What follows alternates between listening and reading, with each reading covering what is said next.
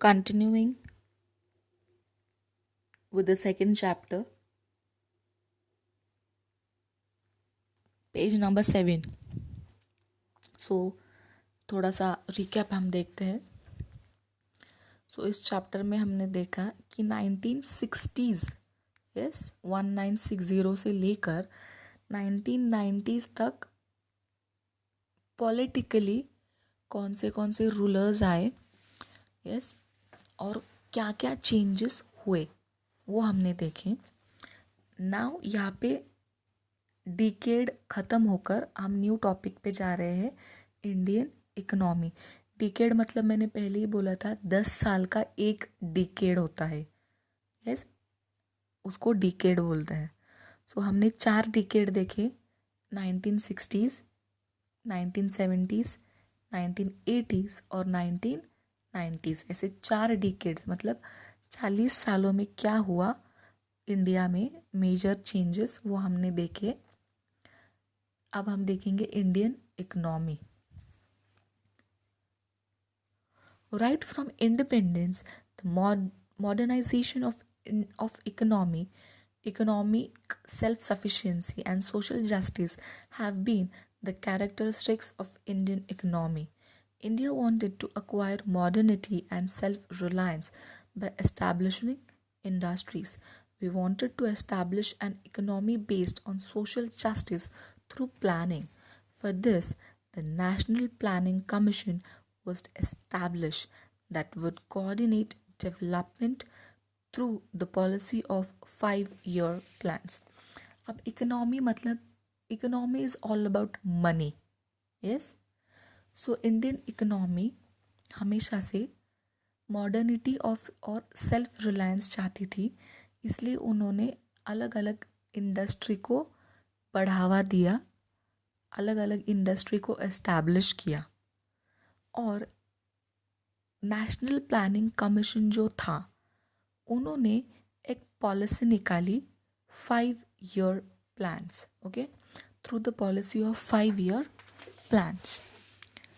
The Narasimha Rao government started economic reforms from 1991. और नरसिम्हा राव के under जो गवर्नमेंट आई, यस, उनकी गवर्नमेंट ने अलग अलग रिफॉर्म्स चालू किए 1991 से इकोनॉमी के पॉइंट ऑफ व्यू से. These economic reforms are called as economic liberalisation. Very important line. So ये जो नरसिम्हा राव की गवर्नमेंट ने 1991 के बाद अलग अलग रिफॉर्मेशंस लाए, उसको इकोनॉमिक लिबरलाइजेशन कहा गया है. Okay, the very important word.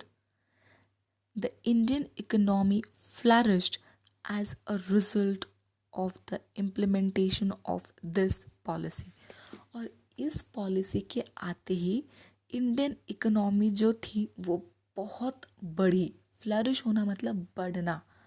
So it was a good thing. The Indian economy flourished as a result of implementation of this policy.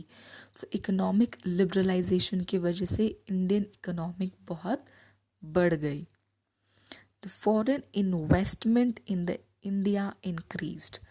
और फिर foreigners जो हमारे इंडिया में इन्वेस्ट कर रहे थे वो इसके वजह से और ज़्यादा बढ़ गया. Skilled Indian professionals helped reform the Indian economy. The field of information technology opened several avenues of employment in the country. The changes after 1991 are also described as globalization. और 1991 से एक बहुत मेजर चेंज आया India की economy में, जो कि अब तक 90s तक गिर रही थी, वो 91 से क्या हो गई, बढ़ना चालू हो गई. यस, और उसी को 1991 के जो चेंजेस आए इंडियन इकोनॉमी में उसी को ग्लोबलाइजेशन भी कहा गया है. Okay, so this is a very important paragraph. Read it carefully again. Next, science and technology. Two major events must be mentioned while describing India's efforts towards self reliance. Self reliance मतलब खुद पे निर्भर, yes, self dependent बोल सकते हैं। So India को self dependent बनने के लिए ये दो चीज़ों की बहुत अहमियत है, that is science and technology. Dr. M.S. Swaminathan is known as the father of the Green Revolution in 1965. Very important sentence, underline. So green revolution का फादर किसको बोला गया है? डॉक्टर एम एस स्वामीनाथन, 1965 में। He implemented new scientific agricultural technique and increased the production of food grains. So green green revolution इसलिए क्योंकि वो खेती बाड़ी से जुड़ा था। यस, ये जो डॉक्टर एम एस स्वामीनाथन थे, उन्होंने साइंस और टेक्नोलॉजी के द्वारा ये जो हमारी प्रोडक्शन थी, खेती की प्रोडक्शन, एग्रीकल्चरल प्रोडक्शन, खेती से जो भी हमको मिलता है उत्पन्न, यस, उसमें बहुत वो प्रोडक्शन बहुत बढ़ गई, इसलिए उनको ग्रीन रेवोल्यूशन का फादर कहा गया है। The experiment in cooperative dairy movement by doctor Varghese Kurien led to increase of milk production in India. This is called as white revolution. So green revolution क्योंकि खेती बाड़ी का प्रोडक्शन हुआ, वाइट रेवोल्यूशन क्योंकि मिल्क का प्रोडक्शन हुआ। तो वो किसने किया? वो मूवमेंट डॉक्टर वर्गीस कुरियन ने। Okay, green revolution doctor M S Swaminathan, white revolution that is milk revolution doctor Varghese Kurien. India has also made a lot of progress in the fields of atomic energy and space research. और सिर्फ खेती और दूध में ही नहीं, लेकिन atomic energy में और स्पेस रिसर्च में भी इंडिया ने बहुत प्रोग्रेस कर लिया। Doctor Homi Bhabha led the foundation of the Indian Atomic Power Program. Underline the sentence. So doctor Homi Bhabha जो थे scientist, he was a scientist, so उन्होंने बहुत बड़ा एटॉमिक पावर प्रोग्राम इंडिया में शुरू किया।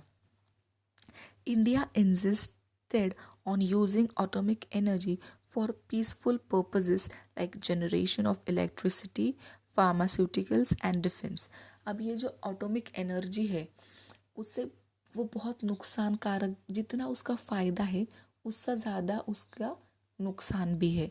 सो उसको बहुत केयरफुली यूज़ करना है, मतलब सिर्फ अच्छे, पीसफुल मतलब सिर्फ अच्छे कामों के लिए। अगर उसको वॉर में या युद्ध में यूज़ किया तो it can be very very very destructive. So इसीलिए एटॉमिक एनर्जी सिर्फ अच्छे कामों के लिए यूज़ करना है, ऐसा शर्त है तो ही एक पर्टिकुलर कंट्री उसको यूज़ कर सकती है, गलत चीज़ों के लिए नहीं। सो इंडिया ने किसके लिए यूज़ किया? इलेक्ट्रिसिटी, फार्मास्यूटिकल्स और defence. India has achieved considerable success in space technology as well. और ये जो ऊपर प्लैनेट्स यानी कि स्पेस टेक्नोलॉजी में जो है, उसमें भी इंडिया ने बहुत सक्सेस पा लिया।